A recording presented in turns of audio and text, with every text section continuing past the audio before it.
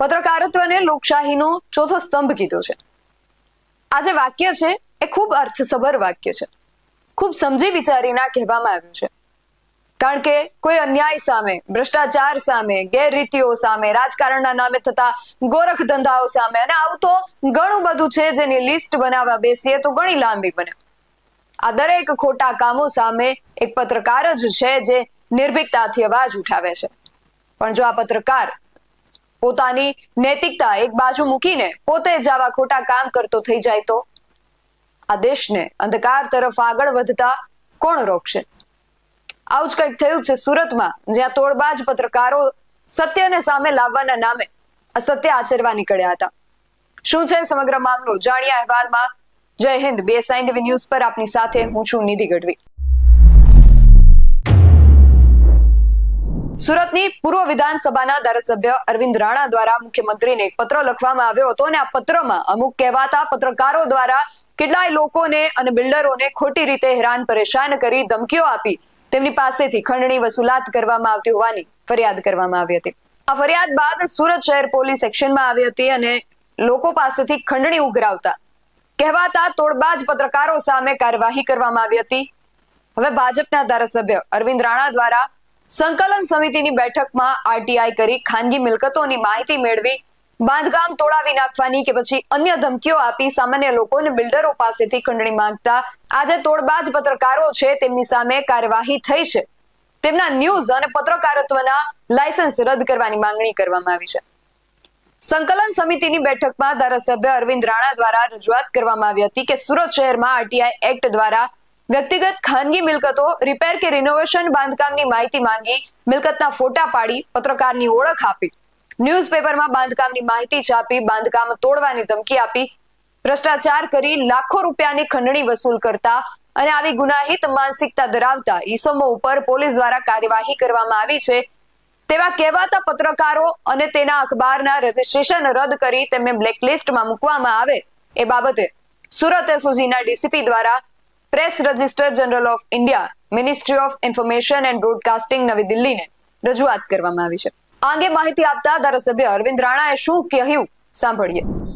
સામાન્ય લોકોને સરકારની કોઈ પણ પ્રકારની માહિતી મેળવવી હોય તો તેના માટે એક અક્ષીર અને રામબાણ એક ઈલાજ જેવું હતું કે કોઈ પણ સરકારી અધિકારીઓની કોઈ પણ ખોટી વહીવટની કોઈ તકલીફ હોય તો તેના માટે પણ આ આરટીઆઈ એક્ટ હેઠળ માહિતી મેળવવાનો સામાન્ય નાગરિકને અધિકાર છે। પરંતુ આ આરટીઆઈની આડમાં કેટલાક બની બેઠેલા પત્રકારો કે એવા પત્રકારો કે જે પત્રકારત્વના જે વિશ્વાસ છે એ વિશ્વાસને કલંકિત કરનારાઓ કેટલાક એવા તત્વો છેલ્લા 2 મહિનાથી મારી લડત ચાલુ છે। એમાં સુરત શહેરમાં પોતાનું મકાન ઘરનું ઘર બનાવતા હોય, પ્લાન મંજૂર હોય અને કેટલાક કિસ્સાની અંદર કેટલાક મકાનો રિપેર કામ કરતા હોય, કેટલું રિનોવેશન કરતા હોય તો આ અંગેની માહિતી આરટીઆઈ દ્વારા માંગીને એના મકાનના ફોટાઓ પાડીને કેટલાક કહેવાતા પત્રકારો રીતસર ખંડણી ઉઘરાવતા હતા, લોકોના ભ્રષ્ટાચાર કરીને લોકોની પર દબાણ લાવીને સાથે સાથે અધિકારીઓની પર પણ દબાણ લાવીને મિલકતો તોડી પાડવાની ધમકી આપીને ખંડણી ઉઘરાવતા હતા। આની ફરિયાદ મેં પોલીસ કમિશનરશ્રીને કરી હતી અને પોલીસ કમિશનરશ્રીએ કેટલાક આવા જે તત્વો છે એ તત્વોની ઉપર કાયદેસરની કાર્યવાહી કરી છે। આજ દિન સુધીમાં સુરત શહેરની અંદર લગભગ 77 જેટલા અરજદારોએ આ અંગે અરજી કરી છે અને લગભગ 46 જેટલા આવા કહેવાતા પત્રકારો જે છે એ પત્રકારોની ઉપર એફઆઈઆર થઈ છે।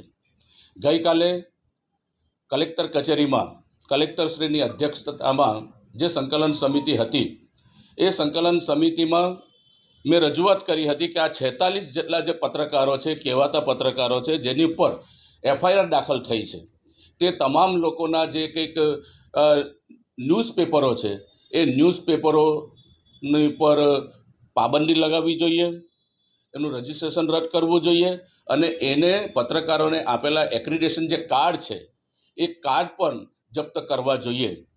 અને એવી રજૂઆતના આધારે આ પત્ર મેં પહેલેથી લખેલો હતો અને મારી રજૂઆતના આધારે કલેક્ટરશ્રીએ નેશનલ મીડિયાના જે ઓથોરિટી છે એને પત્ર લખીને આવા જેટલા પણ સુરત શહેરમાં પત્રકારો છે જે પત્રકારત્વની આડમાં પોતાના પેપરોમાં લોકોના ફોટા પાડીને, લોકોના મિલકતોના ફોટા પાડીને જે ખન્ની ઉઘરાવતા હતા તેવા લોકોના તમામના આ ન્યૂઝપેપરો કેન્સલ કરવા માટેની દરખાસ્ત એ માન્ય કલેક્ટરશ્રીએ કરી છે.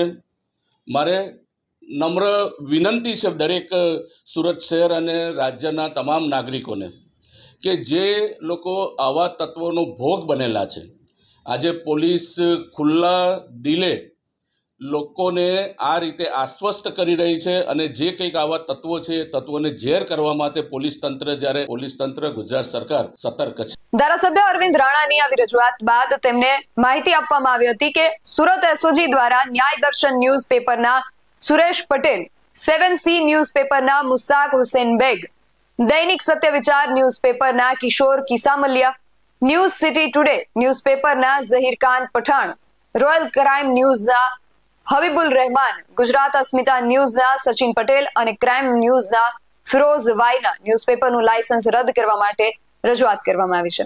આ ઉપરાંત અરવિંદ રાણા દ્વારા જિલ્લા કલેક્ટરને રજૂઆત બાદ આ કહેવાતા તોડબાજ પત્રકારો સામે ફરિયાદો થઈ છે અને તેમના ન્યૂઝ અને પત્રકારત્વના લાયસન્સ રદ કરવાની કાર્યવાહી કરવા અને તેમને આપવામાં આવેલા એક્રેડિટેશન કાર્ડ રદ કરવા અને આ કાર્ડ જપ્ત કરવા માટે સબ ડિવિઝનલ મેજિસ્ટ્રેટને પણ સૂચના આપવામાં આવી છે.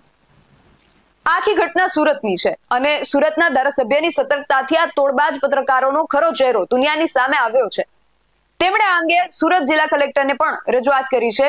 માટે આ તકે અમે રાજકોટ સહિત અન્ય જિલ્લાઓના કલેક્ટરનું પણ ધ્યાન દોરીએ છીએ કે જો આપના વિસ્તારમાં પણ આવા કોઈ પત્રકારો છે તો આપ પણ આવા કહેવાતા તોડબાજ પત્રકારોની તપાસ કરી જરૂરી કાર્યવાહી કરશો. અમારા અહેવાલ વિશે આપનું શું માનવું છે અમને કમેન્ટ કરીને ચોક્કસથી જણાવજો. આવા જ વધુ અહેવાલો સાથે મળતા રહીશું. તમે મારી YouTube ચેનલને સબસ્ક્રાઇબ કરવાનું અને અમને Facebook અને Instagram પર ફોલો કરવાનું ભૂલશો નહીં. બાકી નવી અપડેટ્સ માટે આપ જોતા રહો BSN TV ન્યૂઝ. નમસ્કાર.